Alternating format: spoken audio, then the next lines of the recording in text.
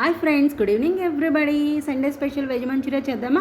First దీనికి కానీ cabbage, carrot cut చేసి ఇలా సాల్ట్ వేసి పక్కన పెట్టిన తర్వాత కార్న్ఫ్లోర్, మైదా, ఉడకబెట్టిన బంగాళదుంప, రెడ్ చిల్లీ పౌడర్, సాల్ట్, అల్లం వెల్లుల్లి పేస్ట్, గ్రీన్ చిల్లీ పీసెస్ తీసుకొని పక్కన పెట్టాలి. ఇలాగా సాల్ట్ వేసాం కదా, ఇలా పిండి పక్కన పెట్టి మనం తీసుకున్న ఇంగ్రీడియంట్ అన్ని వాటర్ లేకుండా బాగా ముద్దలాగా మిక్స్ చేయాలి.